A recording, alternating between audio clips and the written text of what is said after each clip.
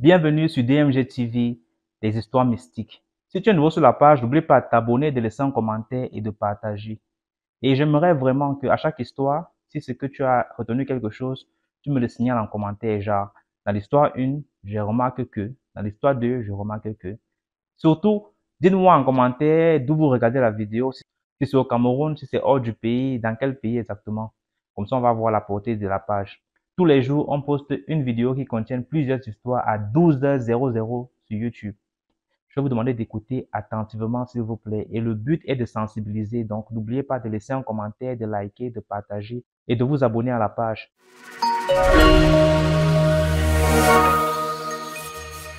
Avant de commencer, je me répondre tout rapidement à la fille qui vient de descendre. Ce qui lui est arrivé là, j'aimerais faire un petit résumé sur ça. C'est de l'hypnotisation pour obliger la personne à acheter dans une boutique. C'est un truc qu'on fait aux vendeurs. C'est quelque chose qu'on fait aux vendeurs qu'ils mettent dans la bouche. C'est parce que ça n'a pas marché sur elle qu'elle a perdu connaissance. En fait, quand la personne met le truc dans la bouche, il commence par te parler, tu perds un peu connaissance. Et si tu as de l'argent sur toi, tu payes plus que l'argent que tu payes plus que ce que tu as prévu de payer, au fait. Je sais pas si tu comprends un peu. Je vois. En fait, tu rentres dans certaines boutiques et tu avais prévu, par exemple, acheter juste une chemise. Et quand tu rentres dans la boutique, tu ne sais pas pourquoi tu achètes plus que ce que tu avais prévu. C'est-à-dire que tu dépenses plus d'argent que prévu dans la boutique. C'est un truc qu'on fait aux gens pour hypnotiser les clients qui vont rentrer dans leur boutique. Parfois même dans des restaurants. Tu te dis, j'y vais pour prendre un petit pot. Et voilà, ton petit pot se transforme en gros dépense, au fait. D'accord. Donc c'était rien de truc. Pour dire que ceux là dans les commentaires qui vont venir après me dire je veux le numéro de l'homme. Parce que l'homme de l'homme ici là, on s'abonne déjà à lui. Moi je veux pas rien à mon numéro. Pendant que les gars sont en train de recevoir les messages des jolies filles, moi j'ai en train de recevoir les messages, je veux le numéro de l'homme de l'homme. C'est comment? Tu peux rentrer dans mon inbox, tu me dis que mon ami, on fait comment? C'est comment? Tu me dis que oh, l'homme de l'homme, c'est quoi? Il y a tellement de messages dans mon inbox même parfois que si je ne réponds pas, certaines personnes vont me traiter peut-être d'égoïste. Donc je me force de répondre à tout le monde de la façon dont je peux. Mais ce n'est pas grave. On est mature, donc on sait comment gérer. Ce soir, je vais te raconter deux histoires. Et la première, parce qu'on m'a déjà refusé de faire la proposition de parler seulement. La première, ça concerne une dame. Vous, ici, qui partez parfois rentrer dans les trucs pour faire des initiations, et quand vous vous convertissez là, faites attention. Parce que qu'est-ce qui s'est passé? C'est une dame qui s'est initiée. Au fait, elle est née jumelle. Et sa soeur est décédée. Chez nous, ici au Bénin, quand tu nais jumelle ou jumeau et que tu perds ton second, on le récupère, mais dans une statuette. Parfois que les gens s'appellent poupée mystique. C'est populaire aussi en Haïti. On récupère l'âme de ton second qu'on met dans la statuette et puis tu gardes. Donc cette dame, avant qu'elle ne récupère sa seconde, la vie n'était pas rose. Elle avait des problèmes, elle n'arrivait pas à se stabiliser, elle n'arrivait pas à rester sur le toit d'un homme et tout. Et c'est sa propre mère qui l'a amenée pour faire les cérémonies. On l'a initiée, on a récupéré sa soeur jumelle qui n'était plus. Donc on l'a remis. Les années qui ont suivi, ça allait bien. Elle a ouvert sa boutique, elle vend des pailles. On ne sait pas du jour au lendemain ce qui s'est passé. Et cette dame s'est convertie. Elle est devenue chrétienne.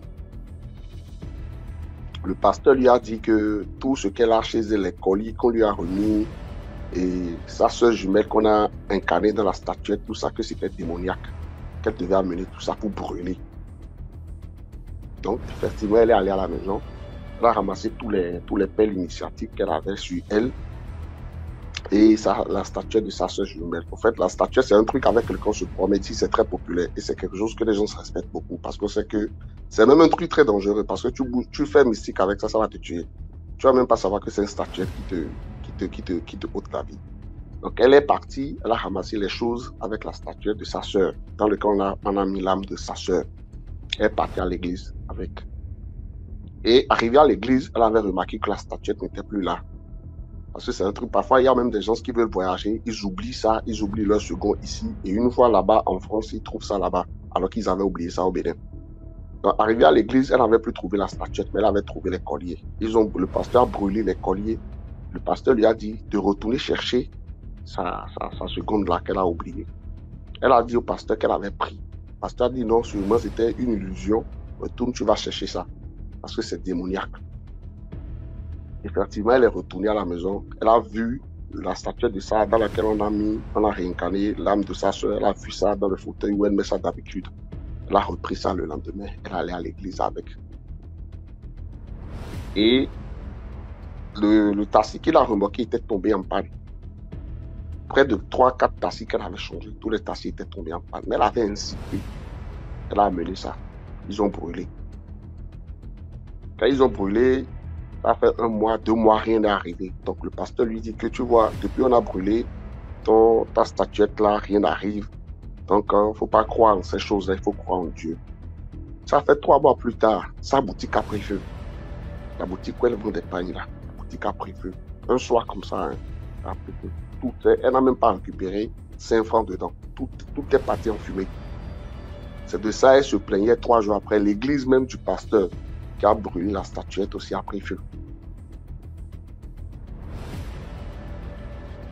Donc, c'est sa maman qui lui a demandé, mais ouais, comme tu es rentré à l'église, il faut m'amener ta soeur, je vais garder. C'est là elle a dit à sa maman que non, j'ai amené la statuette de ma soeur là à l'église, ils ont brûlé. Et c'est là la maman a compris que c'était ça qui avait incendié sa boutique. Jusqu'à aujourd'hui, elle est là, mais elle n'est plus normale. Elle est devenue, elle a commencé le surménage, elle est folle. Partout où elle passe, elle crie le nom de sa soeur jumelle qui est décédée là. Partout où elle passe, elle crie le nom comme ça. Donc, ce que je voulais dire aux gens à ce niveau, quand vous rentrez dans les églises, les trucs spirituels qu'on vous a remis là, retournez ça à celui qui vous a remis ça. Vous pouvez aller jeter. Mais n'amenez pas à l'église pour qu'on brûle. Ce n'est pas toute chose qu'on brûle. Il y a des choses, quand vous allez brûler, ça va mettre le feu dans votre vie à l'infini. Ça n'a rien de diabolique. Ça n'a rien de satanique. Le Satan, même lui-même, il est étonné parfois quand on crie son nom partout.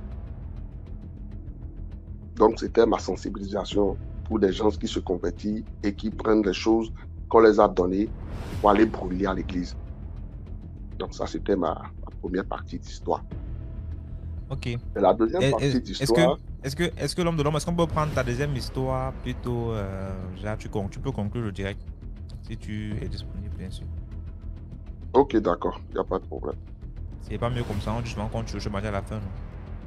D'accord. D'accord, merci. On va prendre d'abord d'autres personnes. Ceux qui veulent écouter la deuxième histoire, c'est comme ça on fait un marketing. Non? Vous pouvez écouter la prochaine histoire de l'homme de l'ombre. Restez connectés sur DMG TV. Voilà, Kev. Tapotez l'écran, s'il vous plaît. Dis encore. Tapotez l'écran, s'il vous plaît. Encore. Tapotez l'écran, s'il vous plaît. Encore. Tapotez l'écran, s'il vous plaît. Ah, c'est bien ça. Tapotez l'écran, s'il vous plaît. DMG TV, abonnez-vous, likez, commentez et partagez. C'est bien de faire les trucs de manière professionnelle.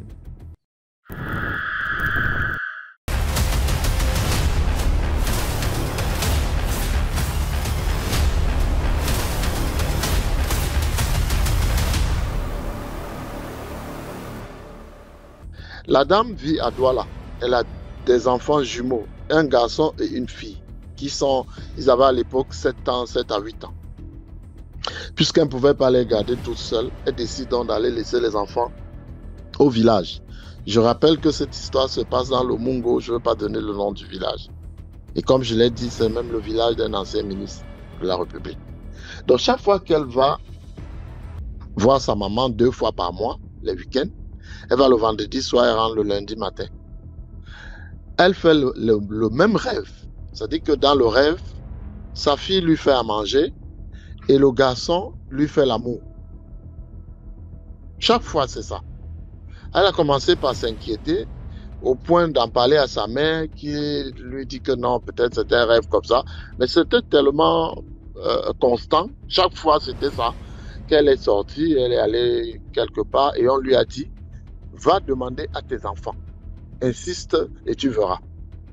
Alors, elle rentre, donc elle vient spécialement un week-end. Et le samedi matin, elle prend les 2 enfants. La punition que nous avions en Afrique, là, je crois que ça continue. On te pose 2 cailloux sur le bras, à genoux, tend les bras. Et elle fait ça à ses 2 enfants. Il pleure, elle supporte. Il crie, maman, on ne connaît rien. À la fin, la première à lâcher, c'était la fille qui commence à lui dire que maman, je vais te raconter. Mais il faut que tu me libères, je vais te raconter. Et c'est ainsi que la petite se met à lui dire que un jour, pendant que nous rentrons de l'école, il y a papa tel, connu dans le village, qui nous a appelés, il était en train de manger. Il m'a donné un morceau de manioc et un morceau de viande à mon frère aussi. Le soir, quand nous sommes rentrés, on a dormi, nous nous sommes retrouvés dans une réunion. C'est comme ça qu'on a commencé à... Elle a donné les noms des papas et mamans du village qui étaient... Sauf que dans la réunion là, c'est le garçon qui était le chef. Et en passant, entre-temps, sa maman à elle, de cette femme-là, avait déjà perdu son œil. C'est-à-dire qu'elle était allée au champ un jour, un truc a frappé son œil et elle ne voyait plus. Donc la petite fille de dit, la grand-mère a perdu son œil, c'est nous.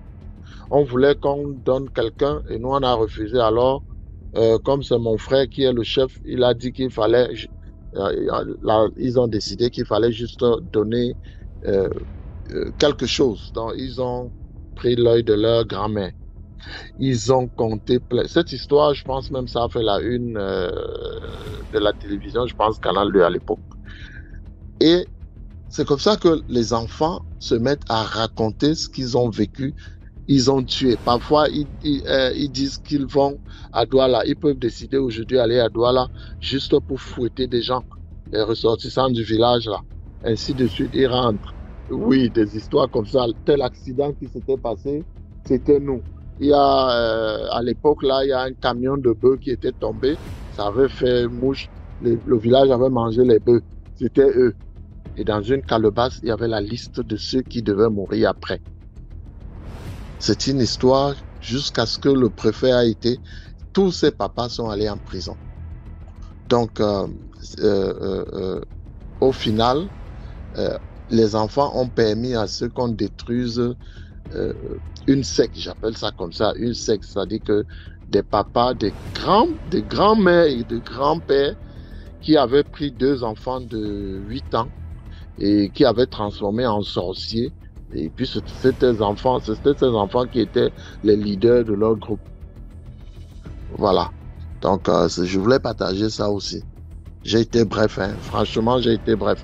Parce que je sais que les gens se plaignent souvent que vous êtes long. On est long. Là, franchement, j'ai fait un résumé. Oui, voilà. Oui, vraiment. Moi, je confirme. Allez, merci beaucoup. On va prendre une autre personne. Aïe, j'ai appelé. J'ai pas fait exprès, hein. Pardon. Et tu cries quoi? Tu veux me casser les têtes? Non, j'étais dans la salle de bain. Imagine c'était la vidéo. Eh Seigneur, j'ai pas fait exprès. Je te jure. Mets la vidéo. Mets la vidéo. Hein? J'ai crié. Il faut couper, pardon, DMG. Pardon, faut couper. C'est que je dois de honte ça encore. Pardon, faut couper, DMG. J'ai juré, j'ai pas fait exprès. Ok, attends, je coupe. Ouais. Pourquoi les génies là ne sont pas comme ça à ma faveur? Imaginez si c'était en vidéo. Oh. On a raté comme ça là, un truc.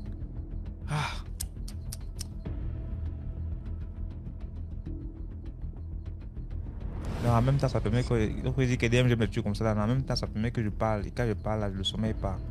Si c'est pas ça, j'ai travaillé toute la journée. Sinon, je sais que je suis en endormi maintenant, c'est là. Donc, ça c'est bien comme ça. Les petites pauses là, c'est bien.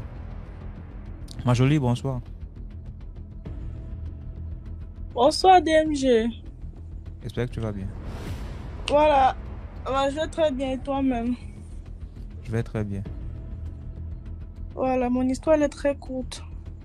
Et je te remercie d'abord pour cette initiative. Vraiment, ça m'a vraiment, je vais dire sauver la vie par rapport à ce que j'ai vécu. Bon, je suis dans une relation où je vis chez moi. Mon gars, il vit chez lui. Donc, des fois, je pars dormir chez lui. Des fois, il vient dormir chez moi. Mais sauf que depuis qu'on s'est rencontrés, chaque fois quand je pars dormir chez lui, il y a toujours le sable sur son lit. Bon, il y avait toujours le sable sur son lit. Toujours et toujours. Je me posais toujours la question, ça va, mais pourquoi il y a toujours le sable? Moi, je le demandais même des fois que, mais pourquoi ton lit est toujours, il y a toujours le sable comme ça? Tu as ta maison est carrelée. Mais chaque fois qu'on veut dormir, il y a toujours le sable. Des fois même je dressais, mais la nuit, pendant la nuit comme ça, là, mais j'avais l'impression d'être dans un bain de sable. Parfois mon corps me faisait mal, je me réveillais avec les trucs sur le corps et tout et tout. Jusqu'à ce qu'un jour, je suis là tranquille, je tombe sur ton direct. Et puis je suis une histoire d'une dame qui dit que quand on voit le sable sur le lit, ça veut dire qu'il y a une femme de nuit ou quelqu'un de l'eau, une sirène, autant pour moi. Ou peut-être qu'un cela pour aussi, hein. Non, pas du tout. Tu peux pas me dire qu'en 7 mois peut-être que de relation, que tu dors avec ton gars, chaque jour, je fais la même chose. C'est vrai que je suis chrétienne, mais je priais pas trop en ce temps. Donc, je suis tombée sur ton direct et puis il y a une dame qui racontait l'histoire du sable sur le lit là, que quand tu vois le sable sur le lit, c'est qu'il y a une femme de l'eau ou une femme de nuit là qui dort avec nous, qui nous visite. Mais ça m'a beaucoup intriguée. J'ai dit merde. Hey, tiens, mais qu'est-ce qu'il faut faire? Sauf que la dame n'a pas été bref et puis elle n'a pas dit ce qu'il fallait faire. Bon, moi maintenant, j'étais chez moi. J'ai préparé mon encens. Je suis avec le sel. Il avait sa Bible là-bas. Donc, je l'ai appelé, où il m'a dit qu'il est à la maison. Je suis arrivée, il a débarqué chez lui. Attendons minuit. L'histoire de sable, c'est là, non, je ne peux pas laisser ça. Je ne peux pas laisser ça. Tu ne peux pas comprendre, tu ne peux pas cautionner que je fais 7 mois de relation avec un homme. Pendant 7 mois, jour pour jour, on dort sur le sable. Et toi, tu penses que. Et notre maison n'est pas le genre que. Il y a le contre-plaquet comme plafond. C'est d'aller. C'est taffé. Donc, du coup, je ne voyais pas où le sable devait sortir. C'est pour ça qu'on a attendu minuit le jour là. Et le jour là, on suivait même ton direct. On a attendu minuit le jour là. Donc tu suivais le direct avec le gars là. Partout à la maison.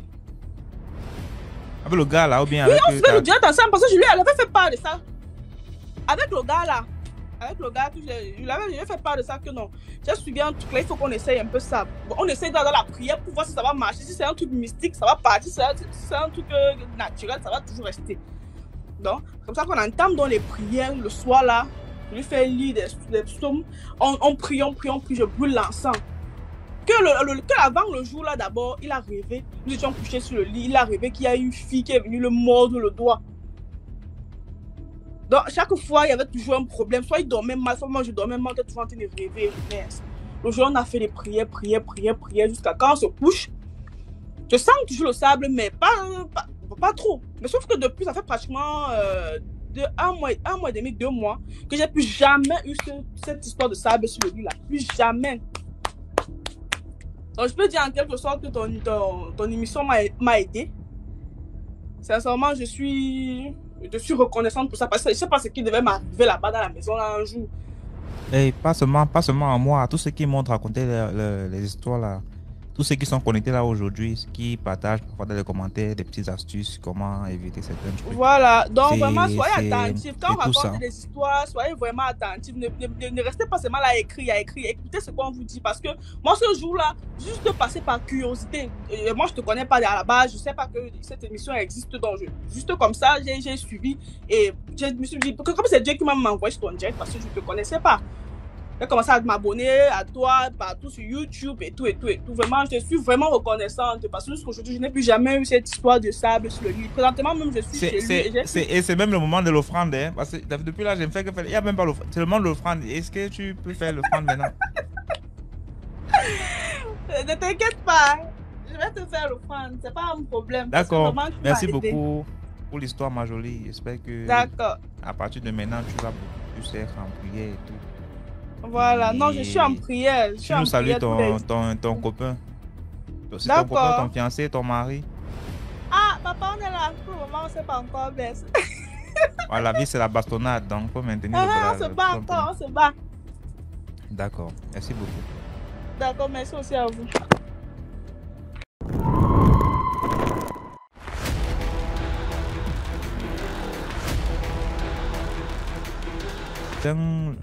Allô? Bonsoir. Ouais, bonsoir. Vous m'entendez? Oui, très bien. Ok, super. J'espère que vous allez bien. Moi, je suis de la Côte d'Ivoire.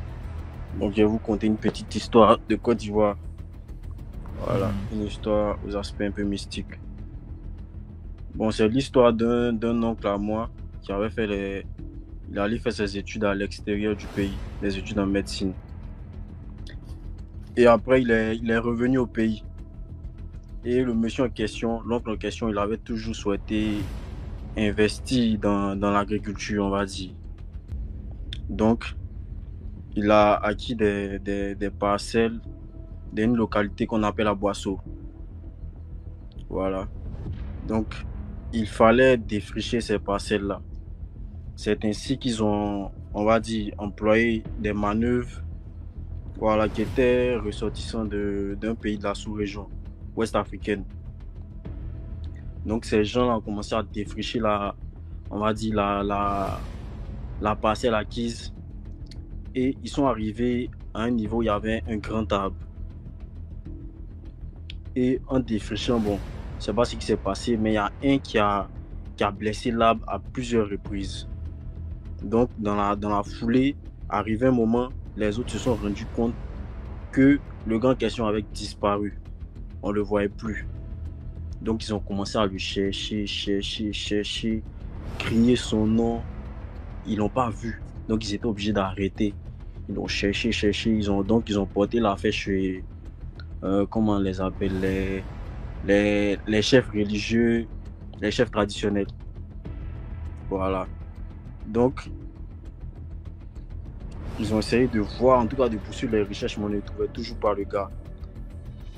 Une semaine, on ne trouvait pas le gars. 2 semaines, on ne trouvait pas le gars. Donc, ils ont commencé à mettre la pression sur l'oncle en question pour lui demander, parce qu'il y avait des rumeurs qui couraient que c'était une sorte de sacrifice qui avait été fait. Donc, ils ont commencé à lui mettre la pression là-dessus. Voilà. Sa maman lui disait de faire des consultations mystiques pour voir s'il est... En tout cas, les gens allaient...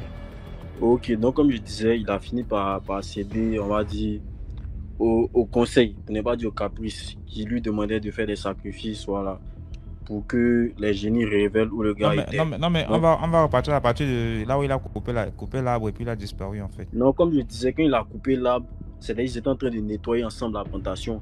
Mais quand lui, il a coupé l'arbre, les autres ont progressé. Mais après, ils se sont rendus compte que, on ne voyait plus le gars avait disparu. Donc, ils ont commencé à le chercher, mais on ne le voyait pas.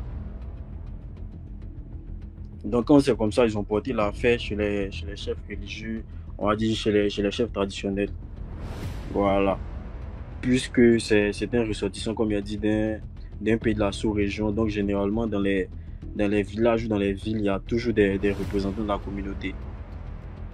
Donc, les représentants de la communauté en question disaient au monsieur, c'est-à-dire au propriétaire de la parcelle, de faire des sacrifices pour qu'on sache où l'individu était passé. Voilà, parce qu'il y avait des rumeurs qui couraient que il avait sacrifié le gars, voilà, pour faire prospérer sa plantation, machin.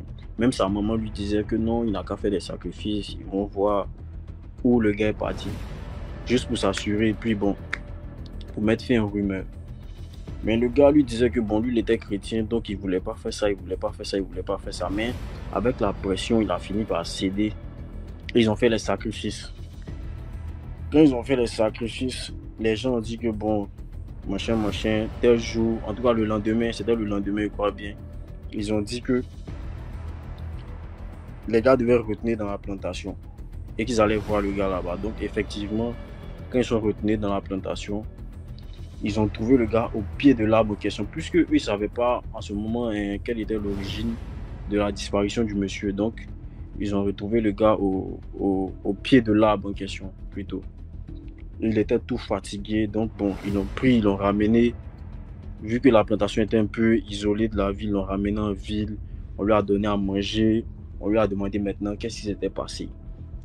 Et il a dit que lorsqu'il a tailladé l'arbre à plusieurs reprises, arrivé un moment, il s'est rendu compte qu'il n'était plus dans la sphère normale. Il avait disparu. Il était dans un coin. D'après lui, il était avec les génies là-bas. Et que les gars le chicotaient, les gars le frappaient parce que les gars lui disaient que en tailladant l'arbre en question là, lui, il avait détruit une partie de leur maison. Parce que l'arbre en question, c'était une partie de leur maison. Quand ils ont récupéré le gars, on l'a envoyé en ville, on l'a nourri, maintenant on lui a demandé qu'est-ce qui s'était passé. Il a expliqué que bon, après avoir tailladé l'arbre à plusieurs reprises, il s'est rendu compte qu'il n'était plus là. En tout cas, il n'était plus dans la plantation en question. Il était dans un endroit qu'il ne connaissait pas. Donc il dit que lui, il était là-bas avec les génies, que les génies là le chicotaient, le frappaient, tout ça, en lui disant que en tailladant l'arbre en question, il avait, on va dire, détruit leur habitation. Donc c'était pour le punir que les gars l'avaient envoyé là-bas. Et il a dit que lorsqu'il était là-bas, lorsque les gens criaient son nom dans la plantation, il entendait. Mais quand lui criait aussi, il constatait que bon, c'était comme s'il était plus ou moins muet. C'est-à-dire il criait mais sa voix ne sortait pas. Voilà, donc c'est un peu l'histoire qu'elle a. C'est comme ça que l'histoire s'est terminée. D'accord. Merci beaucoup, Saint-Joseph, pour l'histoire. Alors, comment tu vas? Oui, bonsoir, je vais super bien, merci. Et vous-même? Super bien, merci. Ça fait plaisir. Alors, je préfère rester dans l'anonymat. J'appelle d'Abidjan, précisément en Côte d'Ivoire. D'accord. Voilà. Aujourd'hui, je peux dire que je suis une personnalité du pays, mais dans ma traversée, j'ai vécu une histoire dont je voulais partager ça avec vous, en fait. Wow. Voilà. Donc, je suis un ancien parlementaire aujourd'hui, mais dans le passé, j'ai été chauffeur de Baka. Ceux qui ont fait Abidjan savent ce qu'on appelle les Baka. C'est les transports en commun, en fait. En tout cas, dès qu'on écoute d'abord la voix, seulement le tonus de la voix, on comprend que c'est quelqu'un qui est d'abord. C'est quelqu'un qui. Mais c'est quelqu'un sans porteur. C'est pas les gens, là, les commentaires là. C'est pas Azer Manuel. C'est un porteur ici. Regarde Azer Manuel. C'est un porteur. Pas les gens. Un porteur, ça veut dire quoi? Non, ça veut dire que c'est quelqu'un qui porte des vestes. C'est qui porte les vestes. Ah oui, merci. Aujourd'hui, mais sinon dans le passé, je ne portais pas de vestes. Merci beaucoup. Alors, je conduisais à l'époque, et donc j'avais un apprenti, mais qui ne savait pas parler aux clients en fait. Alors, un jour, on a chargé, je dirais, à Yopougon, c'est un quartier d'Abidjan, pour Adjamé. Alors, il y a un vieux qui s'est présenté à la montée, il a dit qu'il avait 100 francs pour la distance d'Adjamé. Mais il a... Alors, le vieux, il sort bien les 500 qu'il avait avisé d'abord avant de monter. Et l'apprenti dit non, mais c'est pas normal. Tu as dit 100 francs, remets-moi mes 100 francs et tu m'étends maintenant un billet de 500 francs. Et il commençait à engueuler le vieux. Et moi, étant au volant, j'ai dit bon, ben écoute, c'est bon. Que le vieux, tu ne payes plus, mais moi, je paye le transport, quoi. Et donc, l'apprenti, c'est sûr. Donc, quand on arrive en bas du pont, le vieux descend. Et l'apprenti lui dit, mais regarde comment il est habillé. Il dit ça au vieux, il sort ça comme ça. Et moi, je dis son nom, il dit, mais tu vois pas que tu fais trop? Le vieux, il ne t'a rien demandé. Et là encore, tu es en train de lui dire des choses. Il me dit, patron, j'ai compris. Alors, on fait demi-tour maintenant pour Yopougon. Parce que les clients, maintenant, voilà. Et donc, étant dans la voiture, lui et moi, je vois qu'il commence à dire des choses vraiment qui n'ont rien à voir avec ce qu'on est en train de faire. Et d'ici, on va arriver à Yopougon. Le gars a commencé à faire une dépression. Et moi, je vais commencer à paniquer. J'ai dit, mais Abou, qu'est-ce qui s'est passé? Il me dit, non, que lui-même, il ne sait pas. Il a la tête que lui démange et tout ça. Et j'essaie d'avancer un peu avec lui. Mais là, le gars, il commence à se déshabiller dans le Baka. Et donc, j'étais obligé de garer des côtés. Et il y avait des passants, ils m'ont aidé à l'attraper et tout ça. Mais l'attacher comme un mouton. Hein. À l'époque, il n'y avait pas les histoires des téléphones là, mais moi, j'avais un téléphone. Donc, j'ai appelé un parent à lui qui est venu. Ils sont venus le chercher pour aller à la maison là-bas avec lui. Et puis, bon, moi, j'ai trouvé un autre gars, continuer à travailler.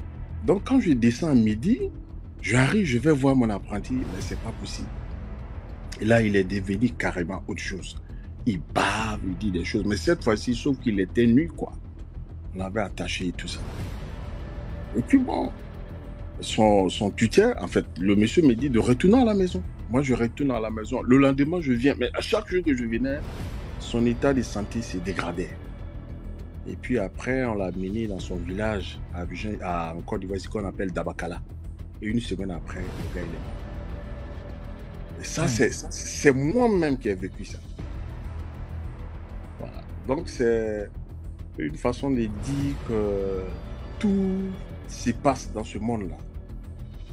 Voilà. Quand on se cherche, il faut être humble. Quand tu ne connais pas quelqu'un, il faut savoir s'adresser à la personne et tout ça. Merci beaucoup. Les femmes là demandent dans les commentaires si tu es célibataire. Ouh là là. Non, je vis en couple. Je vis en couple depuis un certain moment maintenant. Un homme honnête, hein. Merci. Il est en couple, donc je suis désolé pour vous les filles dans les commentaires. Merci. Vraiment. Et c'est la toute première fois que j'appelle sur ce truc-là. Hein. Ouais, je savais même pas. Merci. Vous êtes très gentil. C'est un privilège pour moi et pour la peine. En fait, quand on dit porteur au Cameroun, ça veut dire c'est quelqu'un qui est aisé. Quelqu'un qui a assez de...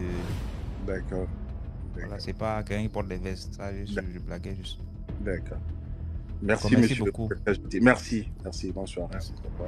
Et à toi.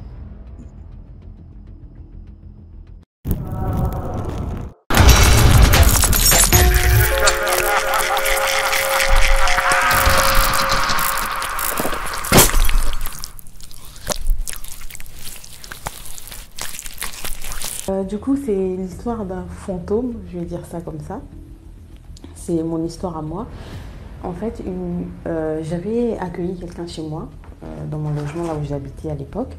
Et au départ de la personne, donc par exemple, la personne, elle est venue hier chez moi.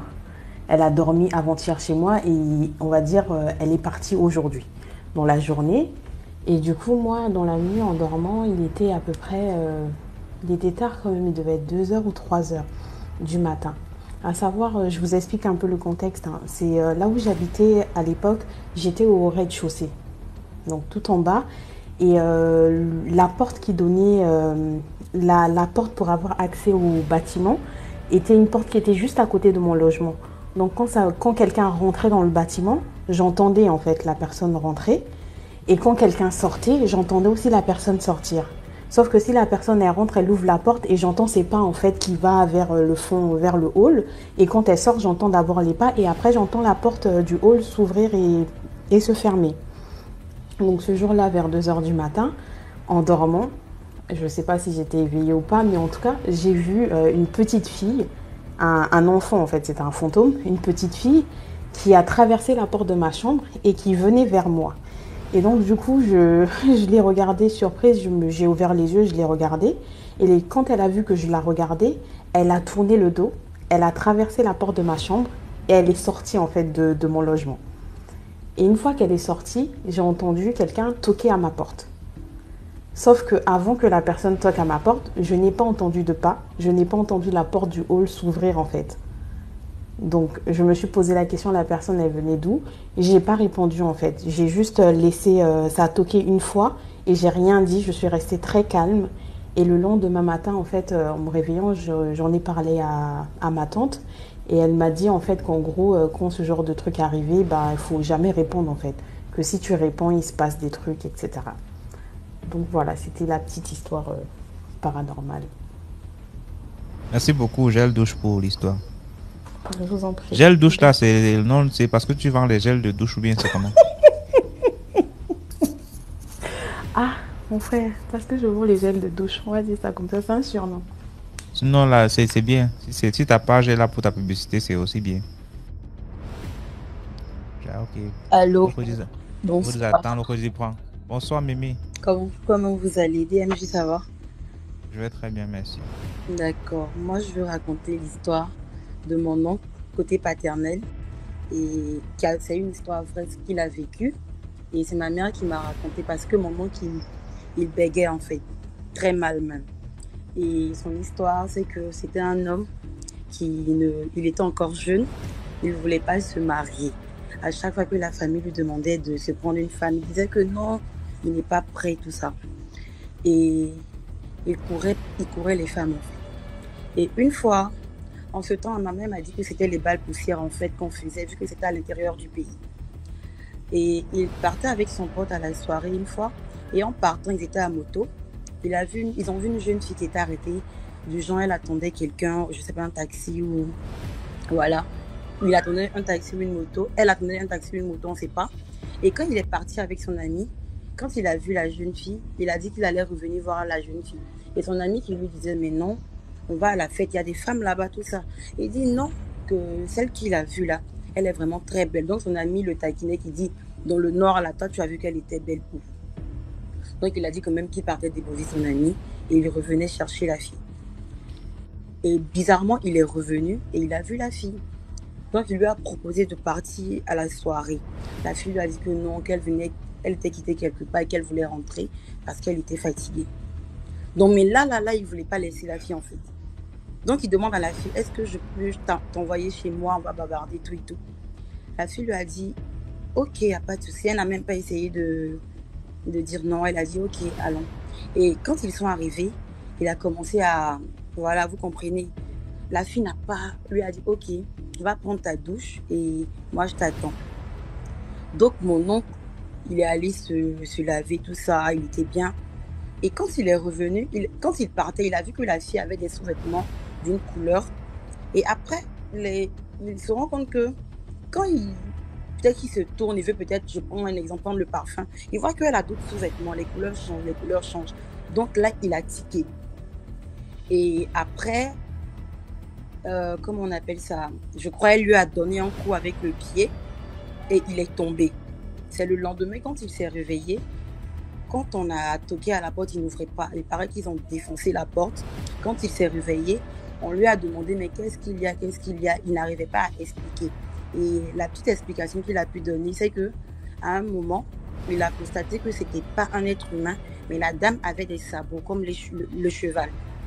Et que c'est la fille qui l'a tapé et il a perdu connaissance. Quand il s'est réveillé, il était perdu. Il n'arrivait même pas à expliquer quelque chose. Et depuis lors, il a commencé à bégayer jusqu'à aujourd'hui. Il est marié, il a des enfants. Et ma mère m'a dit même que c'est une femme qu'on lui a donnée obligatoirement. Il n'a pas voulu se marier. Il avait très, très peur des femmes maintenant. Et aujourd'hui, il est là, il a des petits-enfants. Et souvent, quand on le taquine, il nous dit comme ça qu'on ne connaît pas la vie, mais de faire très attention. Et moi, la morale de cette histoire-là, moi, je dirais que homme comme femme, chacun devrait faire très attention. Parce que ce n'est pas toutes les personnes qu'on voit dehors qui sont vraiment, vraiment des hommes. Et il y a beaucoup de risques qu'on prend. Tu ne connais pas quelqu'un, tu ne forces rien. C'est un peu ça mon histoire. Voilà. C'était tout. Après, donc, il vit, il est là. Merci beaucoup pour ton histoire, Mimi. Je t'en prie. Merci beaucoup. Bonne soirée à tout le monde. Bonne soirée.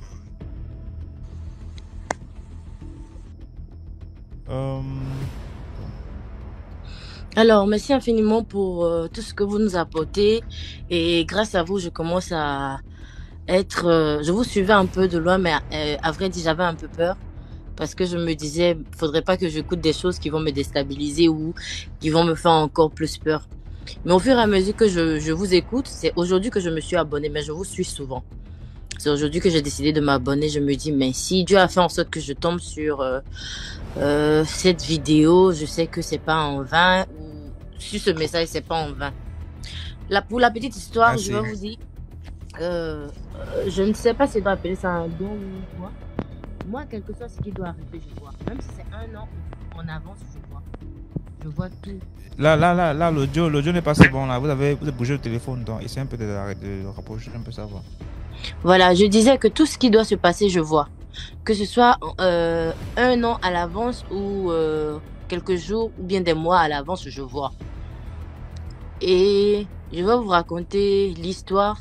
Et parce qu'avant aussi, vu qu'on se disait, bon, je me suis dit, voilà, je suis chrétienne. Et du coup, les morts sont morts. Ce qu'on dit, les morts sont morts et laissez les morts aux morts et les vivants aux vivants. Je vais vous raconter rapidement l'histoire. Ça m'est arrivé 2 fois et depuis lors, j'ai commencé à croire que les morts existaient vraiment.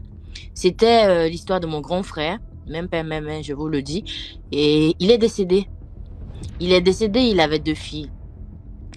Un jour, je fais un rêve où il est venu, il m'a dit, la vieille, lorsque vous allez dormir aujourd'hui, il faudra mettre une chaise derrière la porte, de sorte à ce que lorsque les voleurs viendront, ils vont taper la porte et quand la chaise va tomber, ton beau-frère va se réveiller. J'étais à Bingerville. C'est en Côte d'Ivoire. Ceux qui connaissent Bingerville savent. Donc, j'ai dit cela à mon beau-frère. Il ne croyait pas. Donc, à 3 heures du matin, je me suis réveillée. Je suis venue au salon pour prier. Et dès que je suis arrivée, je me suis assise. J'ai même pas allumé ma bougie. Et j'ai entendu les gens escalader la clôture. Bon, je me suis dit que c'était l'enfant du propriétaire qui venait. Puisque lui, il a l'habitude de rentrer tard. Et lorsqu'ils sont venus, ils ont tapé la porte. Et la chaise est tombée. Quand la chaise est tombée, mon beau-frère a dit, c'est qui? Et automatiquement, ils ont fui. Quand il est arrivé, il m'a dit, toi, tu es une sorcière. J'ai commencé par rigoler. J'ai pas parlé. Et j'ai prié et j'ai dormi. Et le jour qui a suivi, le même frère en question est venu, il m'a confié 2 colis. Il m'a dit, ah, maintenant, je peux partir. Et je sais que tu peux t'en occuper. Je te les confie, je pars. Et il est parti. Après, j'ai dit à ma mère que voilà ce qui se passe. Elle dit, ah bah peut-être comme vous étiez trop liés, voilà. Mais au fond de moi, je savais qu'il venait de me confier ses filles. Et j'ai pris l'engagement de m'en occuper comme ça. Ça, c'était la première fois. La deuxième fois, c'est quand mon papa était décédé en 2016. J'ai vu tout, comment ça allait se passer. Et même quand j'allais arriver dans les funérailles, c'est qui allait se passer, c'est qui allait chercher à nous faire de la bagarre. Il faudrait pas qu'on tombe dans ces pièges parce qu'ils cherchent une porte de colère pour pouvoir entrer. J'ai vu tout. Et lorsque je suis arrivée, tout s'est passé exactement comme ce que j'avais vu. Comme ce que je peux dire, mon papa m'avait montré. Alors que ces personnes ont dit que ces personnes-là sont décédées. Mais pourquoi ces personnes-là viennent en fait nous parler si ces personnes-là n'existent pas? C'est depuis ce jour que j'ai commencé à prendre au sérieux en fait. Même les personnes qui décèdent, je vois ça sous 2 angles. Ça dépend de comment. Parce que quelqu'un qui n'est pas vraiment là ne peut pas te protéger de beaucoup de choses. Si je veux vous dire de quoi est-ce que ces personnes-là m'ont protégé et m'ont aidé, vous n'allez pas comprendre. Et puis on va pas finir en fait. C'est pour dire que c'est vrai que souvent nous sommes trop zélés, on va à l'église, on fait des choses, on dit des choses, mais les personnes qui sont parties là sont là. Elles sont avec nous tous les jours. Et on doit prier pour elles, pour qu'elles aussi en retour, elles aient la force de prier pour nous. Voilà un peu mon histoire. Mais de temps en temps, je vais vous partager encore quelques histoires que j'ai eues à vivre. Et vraiment, merci infiniment pour tout. Que Dieu vous bénisse et merci encore. Merci beaucoup, Cyriane Reine, pour ton histoire. On espère qu'on t'aura constamment dans le live. Oui, je ferai l'effort. Merci. Merci infiniment. Allô? Bonsoir, j'espère que tu vas bien. Je vais bien, merci. Désolée pour la voix parce que je stresse un peu. Il faut te calmer, t'inquiète. Moi, je mange pas les gens. Personne ne mange pas les commentaires ici. Ouais, je sais, c'est au fait. Ok. C'est un peu la première fois que je passe en direct et tout, donc ça me stresse un peu.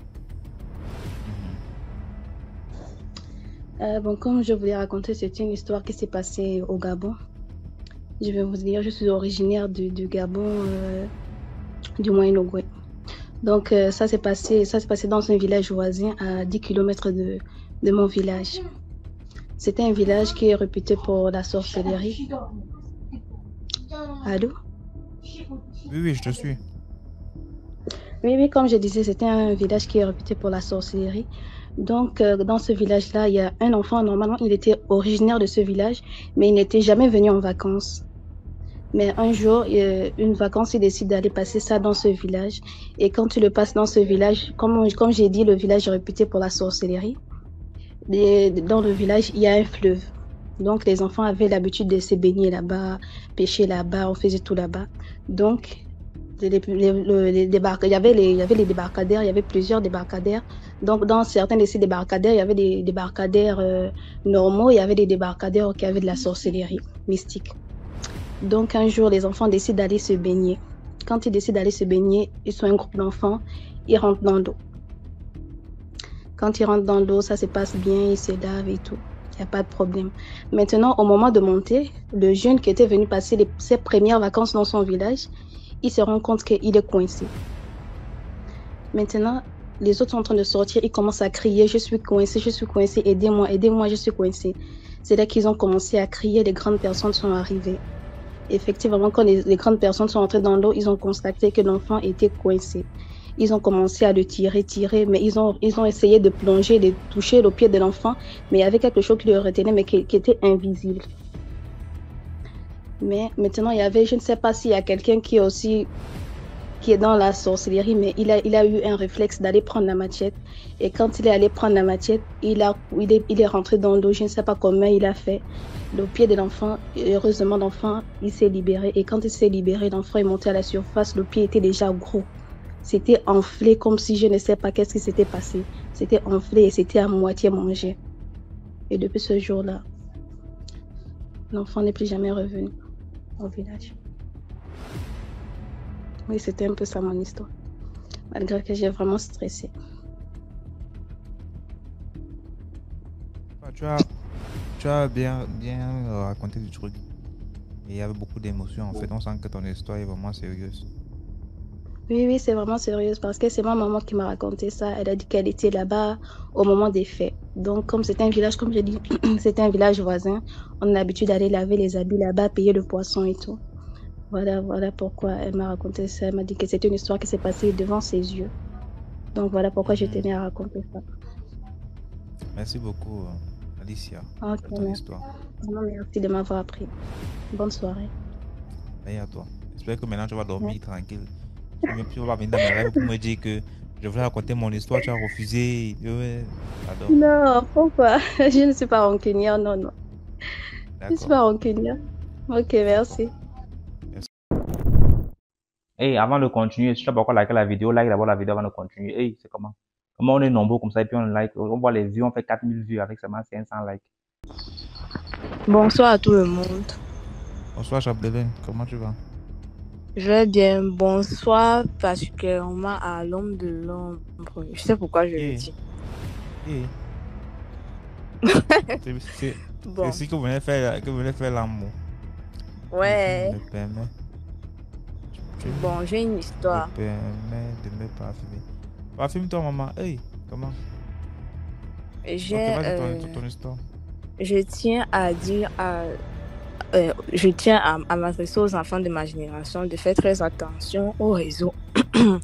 Parce que Cyril Lassas, bonsoir. J'ai 19 ans, j'ai eu 19 ans en septembre. Parce qu'on n'aurait jamais pu savoir si tu ne disais pas. Parce que tu dis de ta génération, on ne connaît pas ta génération. J'ai eu 19 ans en septembre. Bon, l'histoire s'est passée lorsque je faisais la classe de première. Un jour, j'étais vraiment accro aux réseaux sociaux en ce temps-là. Donc, j'aimais les réseaux. Je dormais sur le téléphone en fait. Je répondais à toute heure. Un soir, je surfe, je reçois un message, je regarde la photo de profil déjà. Je vois un triangle Illuminati avec un œil. J'ai pas eu peur parce que moi, je suis très curieuse. La personne me dit bonsoir ma fille, je réponds bonsoir monsieur. Il dit comment tu vas? Je dis je vais bien et vous? Il dit je vais bien. Il m'a donné mon nom en fait. Il m'a donné mon nom et mon prénom. Une personne que je ne connaissais pas. Et je lui demande mais comment est-ce qu'il a fait pour avoir mon nom et mon prénom? Il me dit qu'il est capable d'avoir le nom de n'importe qui. Qu'il voit tout le monde depuis le lieu où il se trouve. Moi, je ne sais pas de quel endroit est-ce qu'il parlait. Et puis, il me dit qu'il a vu mon étoile briller depuis l'endroit où lui se trouve. Je dis, d'accord, et c'est quoi le problème? C'est quoi le projet? Il me dit qu'il aimerait que j'intègre une loge, en fait, pour faire briller mon étoile. J'ai dit, d'accord, quelles sont les conditions? Il m'envoie une liste. Il y avait la première, la deuxième et la troisième étape. Il me dit, dans la première étape, quand tu viens d'être une jeune riche, on te remet une somme de 66 millions et tu choisis 3 stars de ta communauté avec lesquelles tu aimerais avoir une rencontre. et tout. Excuse-moi. Bon, il m'a envoyé une liste de conditions dans lesquelles il y avait la sodomie, il y avait la vente d'une partie du corps, la vente de, on dit comment, de ta virilité. En fait, il y avait plusieurs conditions dans lesquelles tu devais choisir ta condition. J'ai dit, moi, je suis pas intéressée. Il m'a dit, au cas où tu es intéressé, tu peux me contacter. Et puis, en fait, j'ai aussi oublié un détail. Je lui avais demandé de se présenter. Il m'avait dit que c'est lui qui commande la franc-maçonnerie dans toute l'Afrique centrale. Il me l'avait dit. Bon, c'est vrai qu'il ne m'a rien fait. Je n'ai rien eu de bizarre sur moi. Mais on ne sait jamais. Chacun a son sens. Si peut-être c'est une autre personne, on ne sait pas trop. Donc, je demande à mes soeurs et mes frères, mes tatas et mes tontons de faire très attention aux réseaux sociaux parce que depuis un moment, moi, je ne suis plus sur Facebook. Donc, j'ai décidé de quitter sur Facebook. Les réseaux sociaux, c'est plus trop mon truc. Donc, c'est ce que j'avais à dire. Merci beaucoup, Chapdelaine, pour ton histoire. Je vais très bien, merci. Salut, j'ai une histoire à raconter, une histoire que j'ai vécue personnellement en 2018. Donc, je voudrais raconter un peu cette histoire, partager avec vous. Allô? Vous me recevez? Oui, on te reçoit. Ok, d'accord. Bon, c'est l'histoire de mon frère, ma belle-sœur. Donc, à Lomé, en fait, on vivait à Lomé. Mon frère, lui, il a construit dans un autre quartier. Donc, moi, je suis en location. Il vit avec sa femme, sa fille, et il avait pris une petite fille de 8 ans que la mère de sa femme leur avait envoyé, la petite, pour les aider, pour garder l'enfant, genre, jouer avec l'enfant et tout ça. Donc, ils ont mis la petite à l'école. Elle était là avec ma nièce et tout ça. Elles allaient à l'école ensemble.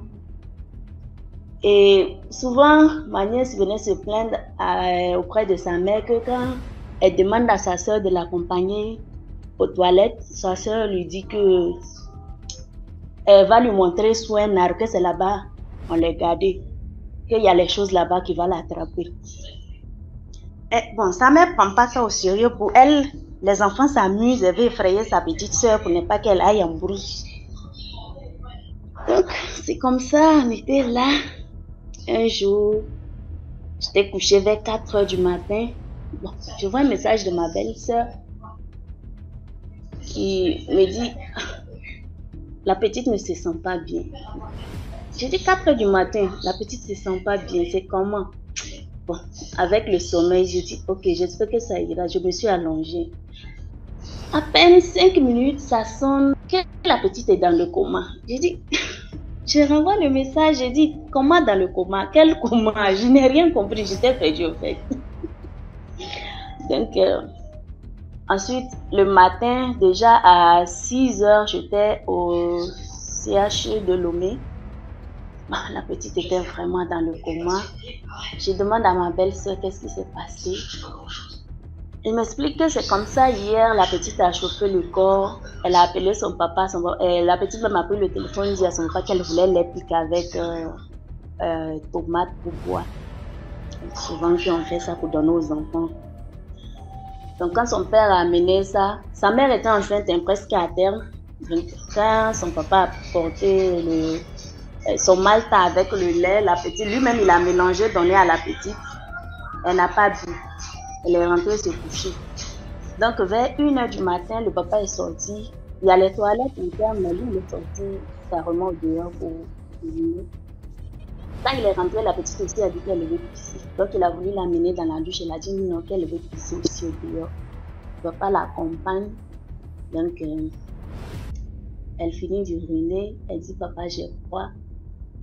Et jusqu'à ce que lui, il se baisse pour la soulever, elle s'est effondrée à terre complètement. Donc, lui, il a cru que c'est un truc que quand ils vont rentrer, la mettre au chaud, allumer les trucs ensemble et autres, ça va passer.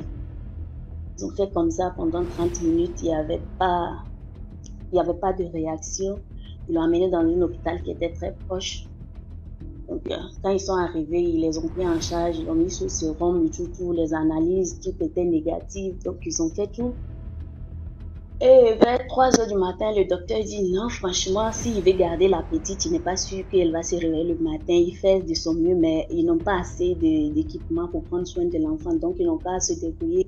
Comment ils vont faire pour que l'ambulance se déplace au CHU Tocoin pour aller, je ne sais pas, jusqu'à Thiévier pour récupérer la petite? Il va devoir mettre les moyens, mais il va falloir qu'il fasse ça si il veut avoir sa fille, en fait. Donc, mon frère n'a pas discuté, ils ont fait ça. Une fois que l'ambulance est arrivée, ils ont fait à peine 45 minutes, l'ambulance était là.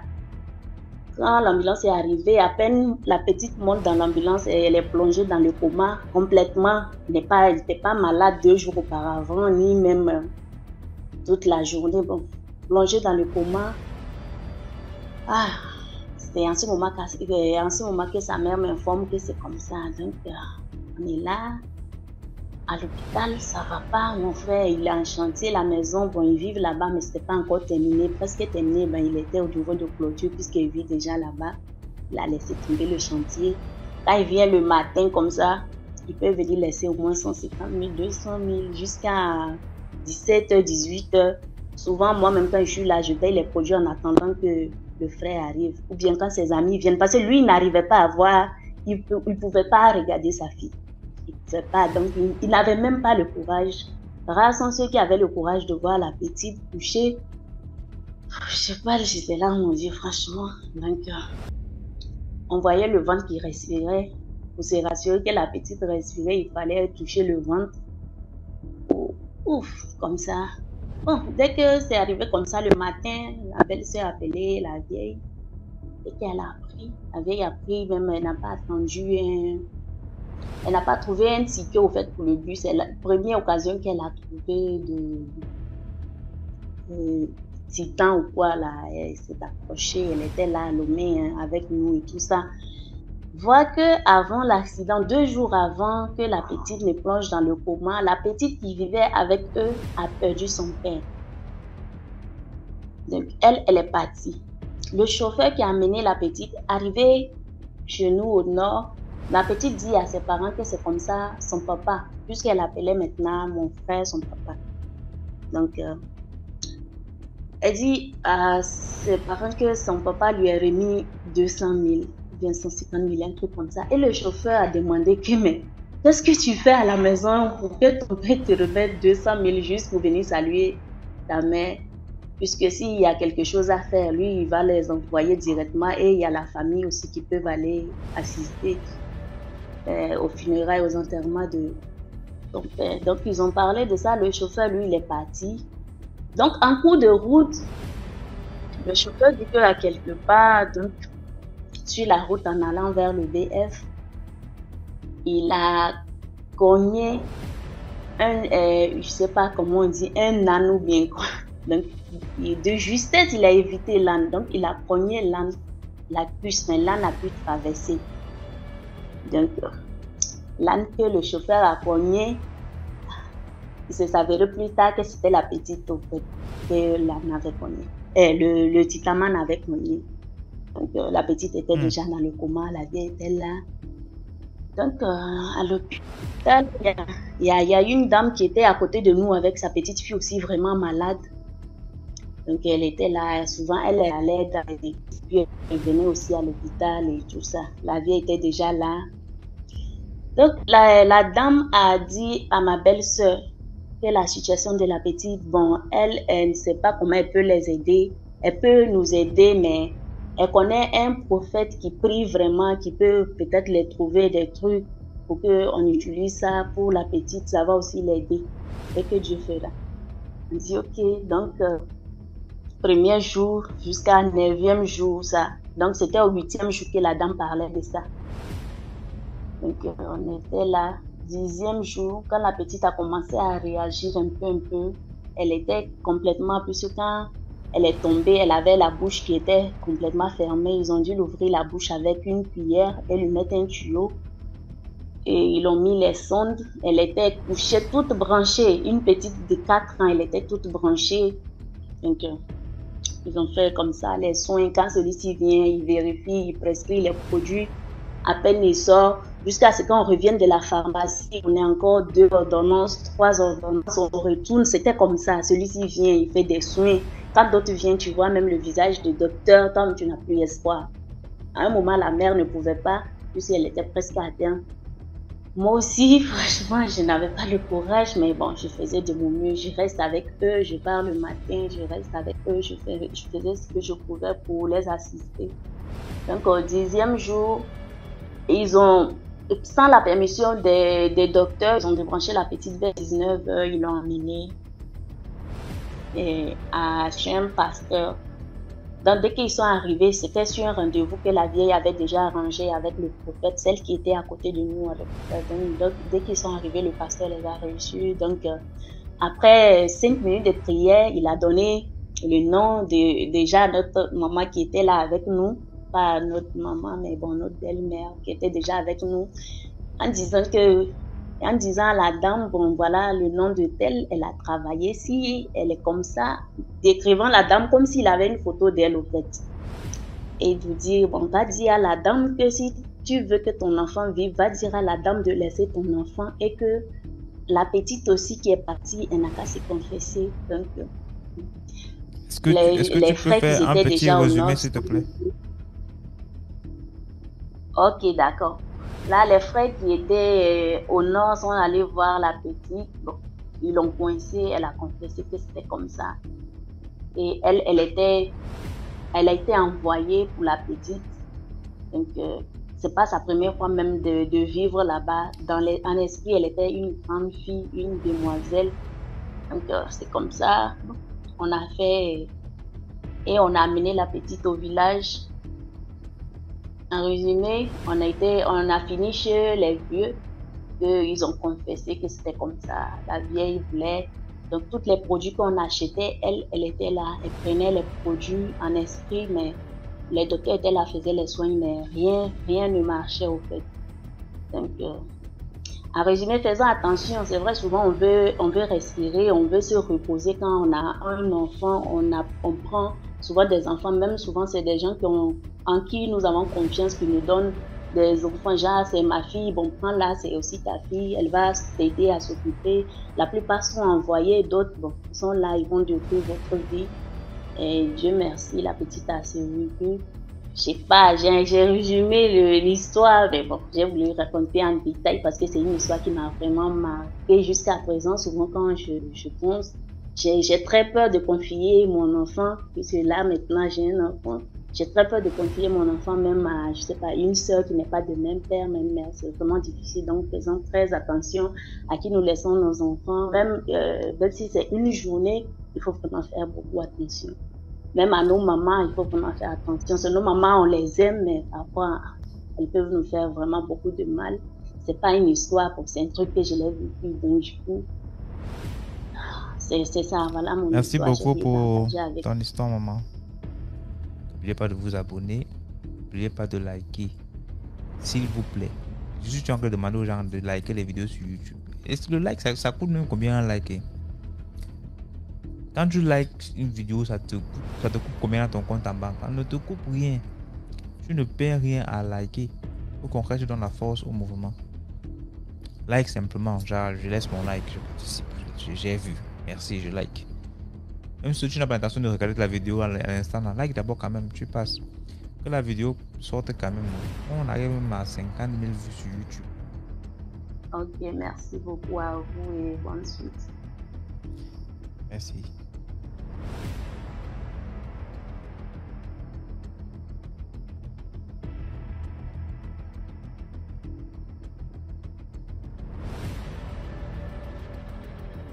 L'homme de l'homme.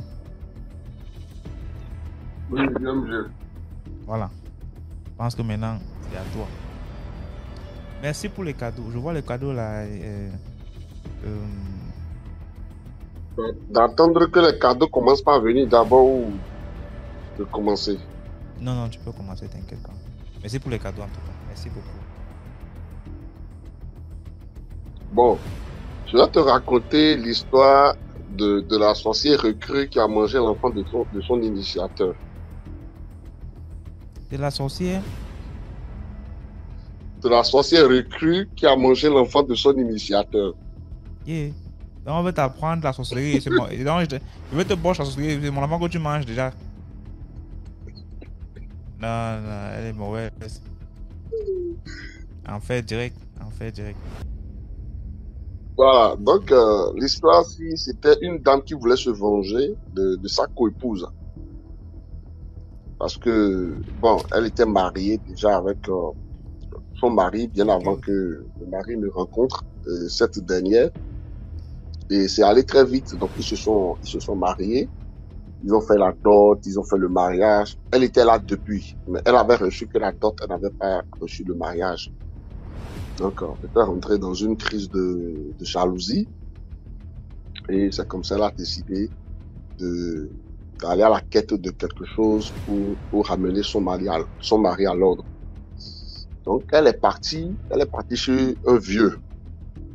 Et elle a posé son problème au vieux. Le vieux lui a dit, OK, je vais te donner de quoi régler, de quoi résoudre toi-même le problème. Mais avant, je vais te donner quelques noix de palme que tu vas avaler. Les noix de palme, tu vas les avaler. C'est 16 noix de palme. Tu avales ça chaque nuit, tout nu, chez toi pendant 16 jours. Et après, tu verras ce qui va se passer. Donc, effectivement, elle a pris les noix, mais le vieux lui avait demandé qu'elle allait donner une chèvre, mais que la chèvre qu'elle va donner n'est pas maintenant. Que quand elle aura le pouvoir de résoudre son problème, qu'elle va apporter la chèvre. Bon, on lui avait pas précisé que la chèvre qu'elle allait donner, c'était le seul enfant qu'elle avait déjà pour son mari. Quand elle a pris les noix chez le vieux, elle est rentrée, elle a commencé effectivement par avaler. C'est pas manger, hein, avaler le noix de palme avec du graisse de porc. Donc elle a avalé pendant les 16 jours. Le 16e jour, quand elle a avalé la nuit, elle s'est retrouvée dans un arbre où ils faisaient leur réunion. Le vieux l'a présenté que, voilà notre nouvelle recrue, elle est venue, elle a tel problème, donc enseignez-la comment elle peut se venger. Donc, on l'a appris comment elle pouvait faire ses voyages nocturnes, comment elle pouvait enlever l'âme de quelqu'un et tout. Donc elle avait un peu comme un stage, elle avait commencé par suivre la formation. Elle a fait 1 semaine. C'est l'enfant du vieux, elle est allée prendre à manger d'abord pour voir si ce qu'on l'a enseigné était vrai. Donc, quand elle a pris l'enfant du vieux, c'est pas qu'ils ont mangé, elle a mangé l'enfant du vieux tout seul. Hein. 1 semaine après, 7 jours, jour pour jour, qu'elle est venue aux réunions, c'était avec l'âme de l'enfant qu'elle est venue. Le vieux dit, OK, j'ai pas compris. Tu fais quoi avec l'enfant ici? Et puis, elle dit au vieux que la charité bien ordonnée commence par soi-même. Comme tu m'as amené à ta table, tu m'as appris comment on mange. Je vais commencer par manger chez toi d'abord, pour voir comment c'est doux. Parce qu'elle n'avait jamais mangé à leur réunion. Donc, l'enfant est déjà là. Personne ne peut défendre le vieux parce que c'est le vieux qui l'a amené. C'est le vieux qui l'a initié dans la loge. Donc, le vieux ne peut rien. Personne ne pouvait défendre le vieux. Et l'argument qu'elle avait donné était valable. Parce qu'elle a dit au vieux que quand la charité bien ordonnée commence par soi-même, donc ce que tu m'as appris, je vais commencer par essayer ça sur toi d'abord. Donc, personne n'a rien dit. C'est comme ça, ils ont cuisiné, ils ont mangé correctement. La vie a continué. Le vieux la regardait. Elle a commencé par embêter sa coépouse parce que la femme était enceinte. Elle avait mis un poisson-chat, les poissons qu'ils appellent cellules là. Elle avait enlevé l'enfant du ventre de sa coépouse et elle avait remplacé l'enfant par un poisson-cellule. Personne n'a rien dit. Hein. Elle était devenue... Elle accélérait. C'est comme une personne qui avait déjà un don de sorcellerie avant même d'être initiée. Elle franchissait les étapes, paf. Quand on l'envoie quelque part, elle va, paf. Donc, tout ce qu'elle voulait, elle faisait. Le jour où sa coépouse a accouché, a voulu accoucher, elle a accouché d'un poisson. Ça avait paru étrange à tout le monde. Tout le monde a crié. Ah, ça, c'est du jamais vu. C'est pas quelque chose d'état normal. Le mari, déjà, il soupçonnait sa femme parce qu'il a remarqué que la nuit, sa femme ne répondait plus. D'habitude, tu sais, quand la femme dort à côté de son mari, il y a des petits accouchements et tout qui se passent. Il avait remarqué que quand sa femme se couche, ça fait au petit matin avant qu'elle se lève. Donc lui, il trouvait ça déjà un peu bizarre. Quand le truc est arrivé, le jour de l'accouchement, même la femme en question s'est évanouie. Elle avait perdu connaissance. Donc elle s'est réveillée. Elle avait demandé où est son enfant. Donc, personne n'a voulu la répondre. Donc elle avait insisté. Après, on lui a dit que à l'enfant que tu as fait, l'enfant s'y est décédé. Mais on ne lui a pas dit qu'elle avait accouché d'un poisson. Personne ne lui a dit qu'elle avait accouché d'un poisson. On a juste dit que tu as fait un mort-né, on enterre le bébé. Mais il ne faut pas t'inquiéter, ça va aller. Le mari est allé consulter le christianisme céleste parce que chez nous ici, il y a une église qu'on appelle le céleste et il fait la vision. Donc c'est comme ça, il est allé pour faire une vision pour savoir est-ce que ce qui est arrivé à ma femme, est-ce que c'est un sort? Si c'est un sort, ça vient d'où? C'est là qu'on lui a révélé que la personne qui avait jeté le sort à sa femme était dans la maison et que c'est une personne qui vit avec lui. Mais on ne lui avait pas dit ça directement, on lui a dit juste l'insecte qui te pique se trouve dans ton pantalon. C'était le langage codé qu'on lui avait juste balancé. Il avait demandé au visionnaire d'être plus clair. Le visionnaire a dit que lui ne peut pas dire plus que ça. Tout ce qu'il lui peut dire, c'est qu'il fasse attention à lui. Donc, il était sorti de l'église céleste là en colère parce qu'on ne lui avait pas détaillé ce qu'il voulait. Il avait compris que celui qui avait fait le truc était à côté de lui. Mais c'était qui? C'est ça qu'il voulait, on ne lui a pas précisé. Donc, il est retourné, il est allé voir un prêtre de tronc. Et il est allé consulter ce monsieur. C'est ce monsieur qui lui a dit tu as combien de femmes? Il a répondu monsieur, j'ai 2 femmes. Et le prêtre lui a dit ta femme n'est plus la même que tu as connue parce qu'elle est dans quelque chose. Et si tu l'observes très bien, tu vas voir que la nuit, elle dort plus qu'elle dormait d'habitude. C'est là qu'il a compris ce que le céleste lui disait, que l'insecte qui te pique est dans ton pantalon. Donc, il a demandé au monsieur s'il avait quelque chose à faire pour que tout ce qui se passe tombe clair. Le monsieur dit que lui ne peut pas venir dans la maison pour attraper une sorcière, mais qu'il allait lui faire quelque chose. C'est un truc qu'on fait avec les aiguilles, avec les absons. On plonge ça dans les colas et on fait des sacrifices de chasse sur ça, on enterre. Donc le monsieur, il a vu de sortir l'argent. Il a remis l'argent au monsieur. Ils ont fait le sacrifice avec le petit talisman. Ils sont venus, il est venu, il a creusé dans la maison et puis il l'a enterré. Alors que 3 jours avant qu'il ait fait ça, sa femme qui est rentrée dans la sorcellerie avait déjà commencé par avoir des problèmes dans la réunion nocturne. Parce que le vieux avait réclamé, il avait pris son temps, il avait patienté 9 mois. Hein. Et après, il lui dit que, est-ce que tu te rappelles que avant que je te donne les noix, je t'ai dit que tu me devais une chèvre? Elle a dit oui. Tu as promis de me donner la chèvre? Elle a dit oui. Maintenant, je veux la chèvre que tu m'as promis. Il dit, mais tu veux quelle chèvre? Le vieux lui dit, je veux la chèvre, ton enfant, ton unique garçon que tu as là, c'est ça que je veux, c'est ça que tu vas transformer en chèvre, ici on va tous manger. Comme tu as été intelligente et pour essayer que la sorcellerie ça marche, c'est pas mon enfant que tu as commencé, moi aussi c'est pas là, je vais commencer pour te montrer comment on progresse dans la sorcellerie. Donc ils étaient déjà dans ce discours-là. Donc elle n'avait pas le choix. Le soir là où son mari était venu enterrer le truc dans la maison, c'était le soir où elle devait prendre l'âme de son propre fils pour amener et transformer en chèvre, ils allaient manger. Le monsieur, son mari a enterré le truc dans la maison. Donc cette nuit, elle n'a pas pu sortir de la maison. Elle a tout fait. Elle n'a pas pu sortir. Donc quand elle n'a pas pu sortir, elle est sortie de la chambre et elle s'est assise sur la cour, sur la véranda. Et elle faisait tout, là aussi ça ne passait pas. Elle est retournée voir son mari pour lui demander, mais pourquoi j'arrive pas à dormir? Le mari dit, si tu avais l'habitude de dormir ici jusqu'au petit matin, si aujourd'hui tu ne dors pas, il faut te demander pourquoi. Elle est restée, elle a tourné. Cette nuit, elle n'avait pas pu aller à la réunion. Donc du coup, le fait d'avoir manqué à la réunion et de n'avoir pas tenu parole, au lieu de 1 chèvre, maintenant ça devenait 2 chèvres. Donc le soir, le lendemain, dans la journée, elle avait menti à son mari pour dire qu'elle devait aller voir sa tante parce que sa tante était malade. Effectivement, la tante était malade. Et elle et la tante, ils ne se parlent pas, ils ne s'attendent pas. Le mari a trouvé bizarre que ta tante qui est malade depuis des mois, tu n'es jamais allé la voir. Aujourd'hui, tu décides d'aller la voir. Ok, rentre dans la voiture, je te dépose. Elle a refusé qu'elle allait prendre un taxi. Elle est partie. Elle est allée voir la tante. Et c'est là-bas, elle a passé la nuit. De là-bas, elle a pu aller à la réunion. Mais en partant, c'est l'âme de la tante qui était malade qu'elle a apporté pour s'excuser du retard qu'elle n'avait pas apporté son fils qu'elle avait promis. Ils ont pris ça pour déguster d'abord. Ils ont fait un bon festin avec Kareti. Moi, je n'étais pas là-bas. C'est elle-même qui a pris sa bouche pour raconter. Donc, ils ont fait un bon festin et ils ont mangé la tante. Donc, la nuit même où elle a passé le soir même où elle a passé la nuit auprès de sa tante, le lendemain, la tante est décédée. La famille trouve bizarre. Comment toi, tu viens rendre visite à ta tante et le lendemain, elle décède? C'est louche. Déjà, toi-même, à la maison, ta épouse a accouché un poisson.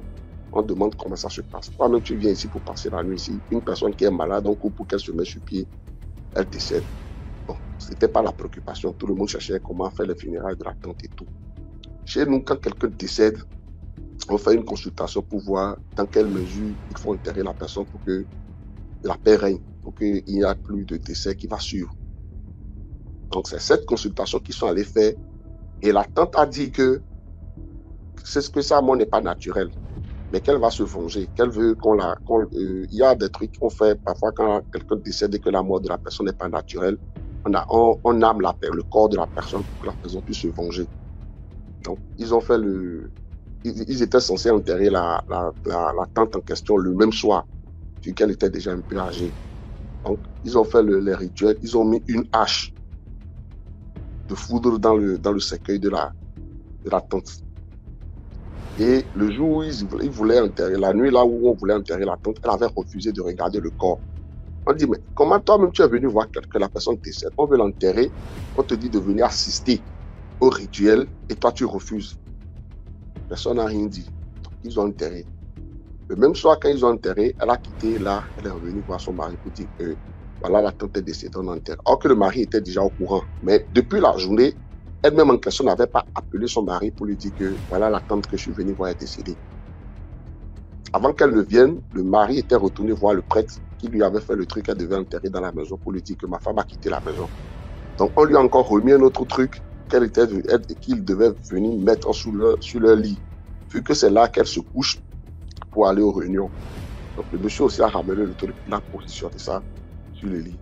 C'est en voulant positionner le truc sur le lit qu'il avait remarqué qu'il avait une calebasse qui était emballée de tissu rouge, noir, blanc. Il a trouvé le truc, il a rappelé le monsieur. Le monsieur lui a dit non, ne touche pas, dépose juste ce que je t'ai donné, tu vas voir la suite. Jusqu'à là, le monsieur fait comme s'il ne savait pas que sa femme était déjà dans une loge sorcière. Mais le monsieur ne savait même pas jusqu'à quel niveau la femme était déjà. Parce que quoi qu'il fasse, elle devait donner son fils là, le seul enfant qu'elle avait pour le monsieur, elle devait donner ça. Si elle ne donne pas ça, chaque soir, elle sera obligée de donner quelqu'un. Si elle ne le fait pas, elle sera...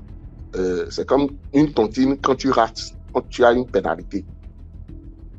Donc cette fois, quand elle est venue, elle n'arrivait même plus à se coucher sur le lit. Parce que quand elle se couche sur le lit, c'est comme si les aiguilles rentraient dans son corps. Donc elle est venue étaler sa natte au salon et c'est là qu'elle s'est couchée. Elle était là, elle faisait tout. Et le monsieur, à un moment donné, ça a commencé par l'énerver. Et il s'est levé, il est venu le voir. Il est venu au salon pour dire à sa femme, si tu penses que tu vas sortir de ma maison ce soir-là, tu te trompes, tu sors, tu ne vas pas revenir. Là où tu vas, là, il faut savoir que là-bas, moi-même, je suis déjà là-bas. Si tu sors, tu ne vas pas revenir. Elle a menacé le mari pour lui dire que les endroits où il va pour aller faire des trucs pour venir enterrer dans la maison, que personne ne va rien lui faire. Quoi qu'il arrive, que rien ne va l'arriver, qu'elle ne va nulle part, qu'elle doit juste dormir en paix. Le monsieur n'a rien dit. Donc, le monsieur a pris sa voiture cette nuit et puis il a pris sa deuxième femme. Ils sont allés dormir à l'hôtel. Elle a fait tout la nuit, elle a tout sorti de la maison pour aller à la réunion. Elle n'a pas pu. Le lendemain encore, elle a cherché un prétexte, elle a quitté la maison. Personne n'a rien dit. Maintenant, l'enfant a l'habitude d'aller à l'école. Donc, quand l'enfant va à l'école, l'enfant revient que dans la soirée parce que l'école est un peu loin de la maison. Donc, il fait de ne pas faire de tronçon pour aller le chercher à midi. L'enfant passe la journée dans l'école. La maman, je pense que c'était un mercredi, sa propre mère allait voir son enfant dans l'école et lui a donné du pain avec de l'avocat parce qu'il paraît que c'était ce que l'enfant aime manger. L'enfant a mangé alors que c'était la connexion qu'elle donnait à l'enfant pour que l'enfant le rejoigne la nuit. L'enfant a mangé parce que c'est sa mère. Quand l'enfant est revenu à la maison, le soir, l'enfant avait commencé par avoir la fièvre. Donc, le monsieur, son mari a encore appelé le même monsieur pour lui dire que mon enfant vient de rentrer de l'école et il sent la fièvre, je ne sais pas ce qui se passe. Et le monsieur lui a dit, amène-moi l'enfant. Donc, c'est comme ça, il a pris son enfant, il a rejoint le monsieur. Alors que sa femme avait déjà donné à manger à l'enfant, quoi qu'il arrive, le soir là, même l'enfant allait leur rejoindre dans leur réunion pour qu'il mange l'enfant. Donc quand le mari a pris son enfant, il est parti comme ça, il est allé voir le monsieur. Il y a quelque part où on appelle le zobé, c'est là où on appelle les morts, les personnes qui sont décédées, c'est là où on leur fait des offrandes. Donc le monsieur a fait asseoir l'enfant sur une pierre là, il dit reste là. Parce que le monsieur avait compris que la maman avait déjà activé de quoi voler l'arbre de l'enfant. Mais il ne voulait pas directement dire à son mari que voilà ce que ta femme a déjà créé. Donc l'enfant était resté là. La pluie a commencé. Le tonnerre a commencé par grogner dans tous les sens. Le père paniquait, il dit, mais tu ne vas pas enlever l'enfant de là. Tu vas laisser l'enfant, la foudre va le frapper. Il dit, rien ne va arriver à ton enfant. Il faut rester là, tu vas voir. Quand il est sonné plus de 0 heure. C'est là l'enfant commençait par voir sa mère. Et puis, il crie, il dit que, papa, il a dit de venir. Comment maman peut te demander de venir? Il faut voir maman, elle est nue là-bas, elle me dit de venir. Donc, elle était venue chercher l'enfant, mais elle n'arrivait pas parce que là où l'enfant était déposé, là où ils ont fait asseoir l'enfant, c'était les morts qui sont là en fait. Les personnes qui sont décédées, c'est eux qui sont là, c'est eux qui viennent manger là. Alors que les sorciers, ils n'aiment pas les personnes décédées. Chez nous, dans ce culte de personnes décédées, ils détestent ça. Ils ont passé toute la nuit là. Et le père a demandé au monsieur, au Rounon de dire, il lui a dit, est-ce qu'on ne peut pas enlever l'enfant de là? Il dit, si ton enfant quitte là, je te donne 1 heure, ils vont le prendre. Parce que la maman a déjà activé ce qu'il faut pour que l'enfant soit mangé. Là où ils veulent juste que l'arbre de l'enfant quitte le corps pour qu'eux, ils cuisinent ça. Mais, à un moment donné, le Rounon dit au monsieur, il dit, tu peux me trouver un bélier? Le monsieur dit, oui, il dit, va m'acheter un bélier et puis tu viens. Donc, il est allé acheter le bélier, ils ont fait les sacrifices et tout. Ils ont baigné l'enfant avec le sang du bélier. Et le bélier qu'ils ont tué, ils ont coupé, ils ont cuisiné. Et ils ont mangé ça là. À l'endroit même où ils sont en train de manger, normalement, ne mange pas là. Parce que quand tu manges, c'est comme si tu as signé un pacte avec les morts. Donc, ils ont mangé tout là, ils ont donné à l'enfant à manger. Il a demandé au père, rentre avec ton enfant. Mais si tu rentres chez toi et que quelqu'un tombe, il ne faut pas crier, il ne faut pas pleurer. Il ne faut même pas faire comme si un malheur t'a frappé. Le monsieur est rentré à la maison avec son fils. Le soir, la maman a crié. Elle a crié dans tous les sens. Mon enfant, tu prends mon enfant pour aller où? Tu prends mon enfant pour aller où? Le monsieur était calme comme ça. Le même soir, le monsieur a fait semblant de dormir. L'enfant dormait déjà. Comme elle n'arrivait plus à prendre l'arbre de l'enfant, parce qu'elle a vu que la maison était déjà trop codée. Donc le schéma, ça l'a dépassé. Donc elle a réveillé l'enfant. Elle a dit à l'enfant, viens m'accompagner quelque part. L'enfant dit, on va où la nuit? Elle dit, lève-toi et on y va. L'enfant l'a suivi. Donc, en partant avec l'enfant, parce comme ils sont quelque part où c'est pas encore trop développé, il y a un peu de brousse partout. Donc, il a pris l'enfant, ils sont rentrés dans une petite brousse. Elle s'est transformée en hibou devant l'enfant. Mais normalement, quand elle s'est transformée en hibou, l'enfant aussi devait se métamorphoser. Donc, ce qui n'a pas été le cas pour l'enfant. Quand elle s'est transformée en hibou, elle est partie. Elle a vu que l'enfant ne la suivait pas. Et en voulant revenir maintenant, elle a vu que le monsieur chez qui l'enfant était parti, le Rounon chez qui l'enfant était parti, était debout là. C'est-à-dire, le monsieur était chez lui, hein. C'est pas que lui-même il avait la sorcellerie, le monsieur était chez lui comme ça. Mais dans la nuit, les divinités prennent le corps du monsieur pour aller travailler. Donc les divinités étaient déjà présentes parce que c'était le rituel qu'il avait fait avec le bélier. Les divinités étaient présentes. Donc quand il est revenu, quand la dame est revenue pour chercher l'enfant, parce que l'enfant ne l'avait pas suivi, elle est tombée dans le piège qu'elle avait porté. Elle est venue, elle a descendu, l'hibou est descendu, elle s'est transformée en humain. C'est là, elle demandait à l'enfant, pourquoi tu ne me suis pas? Et l'enfant lui a dit, il faut regarder. Il y a le tonton aussi qui dit de ne pas te suivre. Donc, en voulant tourner le regard, elle a reçu un coup de gifle. Le coup de gifle qu'elle a reçu en question, c'était le coup de gifle des morts. C'était pas un coup de gifle d'un être humain vivant. Elle avait reçu un paire de gifles bien solide. C'est ça qu'on appelle. Elle avait reçu un paire de gifles de 10 tonnes. Donc, sur le champ là, elle est tombée et elle ne parlait plus. Donc, l'enfant était là, puisque jusqu'à là, l'enfant ne savait pas ce qui se passe. L'enfant était assis debout. Le père, quand lui il a remarqué que son enfant n'était plus là, il est sorti. Il dit, mais ils sont passés, elle est passée où avec mon enfant? Elle est passée où avec mon enfant? Il a commencé par appeler le monsieur, le roulant en question, tard dans la nuit pour lui dire que ma femme est sortie avec l'enfant, je ne vois pas l'enfant, je ne vois pas ma femme. Le monsieur lui a dit, il ne faut pas t'inquiéter, ton enfant n'est nulle part, il faut le chercher dans les coins, tu vas le retrouver. Ils ont commencé par chercher, C'est là où ils ont vu la maman allongée à côté de l'enfant. Ils ont demandé à l'enfant, mais tu fais quoi ici la nuit? L'enfant s'est dit que c'est maman qui m'a réveillé pour dire de l'accompagner. Donc on est venu, c'est comme ça, elle s'est transformée en oiseau. Moi, je ne l'ai pas suivi. Donc, elle est partie, elle est revenue. Avant qu'elle ne vienne, le tonton chez qui tu m'avais amené, qui m'a donné la viande de bélier là-bas, le tonton était ici et puis c'est le tonton qui l'a giflé. Le monsieur a trouvé bizarre. Parce que le même monsieur qui a giflé sa femme, il vient de parler avec lui au téléphone. Le monsieur était chez lui. Comment se fait-il que le monsieur même est venu gifler quelqu'un ici? Il a rappelé le monsieur, il a dit au monsieur que voilà ce qu'on a vu, voilà ce que mon enfant a dit. Le monsieur a demandé qu'on le remorque, il est venu sur place. Quand il est venu, il a donné une portion dans la bouche de la femme et la femme s'est retrouvée. Et c'est là, il y a ce qu'on appelle Gambogou. C'est un peu comme un couteau, mais ce n'est pas tranchant. Et il a mis le couteau sur le cou de la femme. Il dit que ce que tu fais dans la maison, si tu ne dis pas, si j'enlève ce couteau, il faut savoir que tu vas mourir. Et en même temps, les personnes avec lesquelles elle allait dans la réunion, notamment le vieux qu'elle avait pris, l'enfant du vieux qu'elle avait mangé, ils étaient tous là, mais personne ne voyait. C'est comme ça, elle a commencé par crier que voilà, celui qui m'a initié. Non, je ne vais pas appeler votre nom. Non, je ne vais pas appeler votre nom. Je n'appelle le nom de personne. Je ne vais rien dire. Je vous promets de ne rien dire. Le monsieur dit, qu'en soit qui tu vois, si tu ne dis pas, si j'enlève mon couteau et puis je rentre là où je vais te déposer ça, c'est les morts qui vont venir te récupérer. Donc, sur l'effet des menaces, parce que le vieux prenait du sodabi, du whisky de palme dans la bouche et puis le vieux crachait sur son visage pour qu'elle n'arrive plus à voir ses camarades sorciers.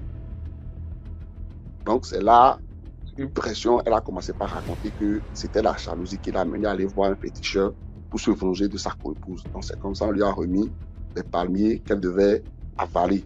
Donc c'est comme ça, elle a raconté comment elle était rentrée dans la sorcellerie et que ce qu'il a donné l'aigle, c'est quand elle a mangé le fils de celui qui l'a initié dans la sorcellerie.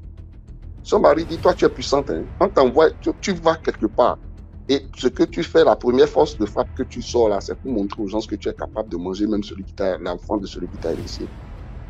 Donc, elle a raconté, elle a fini par avouer tout ce qui s'est passé.